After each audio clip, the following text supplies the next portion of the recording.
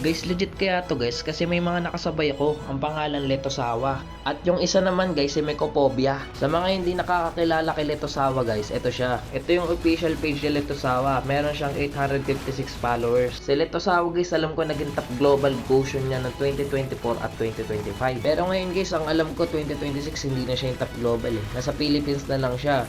Number 33. Pero guys, correct nyo rin ako kung mali ako. Tapos guys, kung hindi nyo rin kilala si Mecopobia, siya yung parang si Orada. Ito siya guys, meron siyang 286k followers guys sa page niya. Ang pagkakaalam ko naman kay Mecopobia guys, isa siyang pro player. Sa pagkakaalam ko, naging member din to ng Onyx PH guys eh. Pero ngayon guys, si Mecopobia, content creator na siya. Yung content niya yung parang kay Orada. Sino to mga to?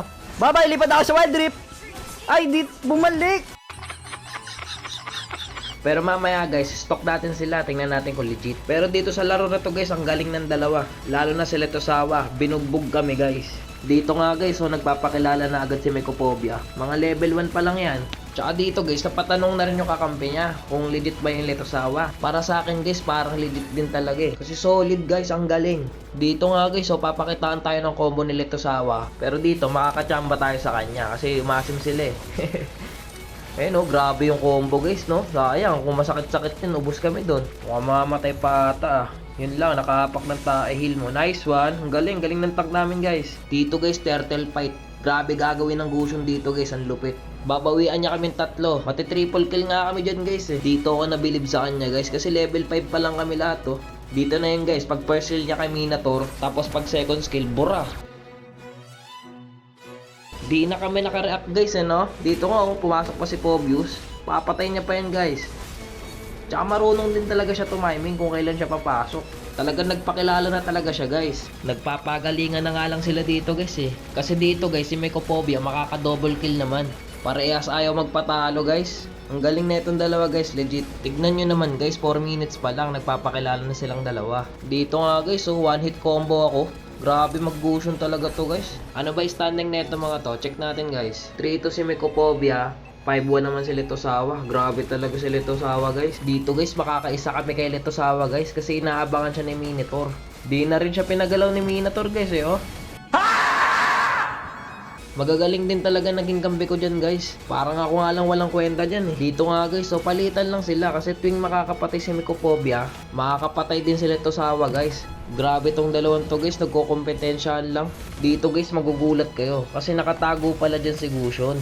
Tignan nyo guys kung anong gagawin sa amin. Iti-triple kill na naman kami nyan guys. Dito mamatay si Gary guys oh. Kala ko nga dito, mapapatay ko siya kasi konti na lang tira sa buhay niya. Tsaka may Minotaur pa akong kasama. Tignan nyo guys, so ang bilis ng kamay. Paano nakatakas yun dun? Hanip na yan, parang hindi tao eh. Biruin nyo guys ha, nabaligtad pa yun. Ako pa yung namatay. Grabe mag-Gusion ni Letosawa guys. Parang ginawa na lang kami mga bata. Naaalala ko tuloy dati, yung ganyan na ganyan pa ako mag-Gusion. Pwede na! Tsaka dito guys, oh, dikit na dikit yung standing. Ang ganda rin talaga ng laban guys. Dito, bakbakan na naman sila guys, oh. Grabe, ang sakit ni Letosawa guys. Check natin standing guys. Si Mecopobia dito, 7-5. Tapos itong si Letosawa, 12-13. Grabe, binuhat niya yung mga kampi niya dito guys. Kasi tignan niyo yung standing guys, oh, 19-19. Tapos pinatay niya 12. Grabe, halos siya lang gumawa guys. Dito guys, makakaisa tayo sa kanya, oh. Dito hindi siya tinitigilan ng Minotaur guys eh. Ang galing din talaga ng Minotaur guys kasi alam niya yung uunahin niya. Alam niya kung sino yung may damage. Kasi baka pag di namin inuna yun guys, ubos kami dun. Magaling kasi dumiskarte guys yung Letosawa. Dito guys, nagulat ako, pumasok yung Selena. Tapang muna tao. Bilib ako sa kakayahan mo. Grabe yung ibang mga random guys no. Pag may nakitang low health, papatayin agad eh. Kahit ikaw matay pa nila. Ganon yung mga random guys. Yung iba, hindi mahalaga manalo guys. Basta makapatay lang, okay na yun sa kanila. Walang iya mga random to, mga hindi makatunog. Kaya dito sa ML, imbis na maging masaya ka guys, magiging demonyo ka dito guys. Kahit sobrang bait mo dito, matututo ka magmura dito guys. Real talk lang. Grabe yung ano nila guys, respo. Hindi ko na nararamdaman si Mecopobia. Dito guys, makakaisa na naman si Gusion.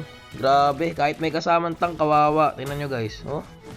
Grabe, parang pinaglalaroan na nga lang kami. Pag na-combo ka nun guys, kahit isang combo lang, wala ka na eh. Delete ka na eh. Grabe mag-Gusion to guys. Basta makombo ka niya, wala ka na, tunaw ka na guys. Dito nga oh, tingnan nyo yung gagawin sa akin guys. Diba puno buhay ko? Tapos sa kanya wala na. Tingnan nyo naman. Grabe, delete ako dyan.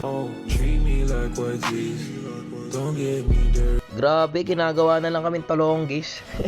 Dito guys, masaya matalo sa ganito. Kasi magaling. Tsaka pansinin nyo siya guys ha, hindi siya nagsasalita guys. Hindi siya mayabang. Yan yung tunay na magaling guys, ganyan. Di katulad sa iba guys, lamang na nga yung dits. Ang yabang pa.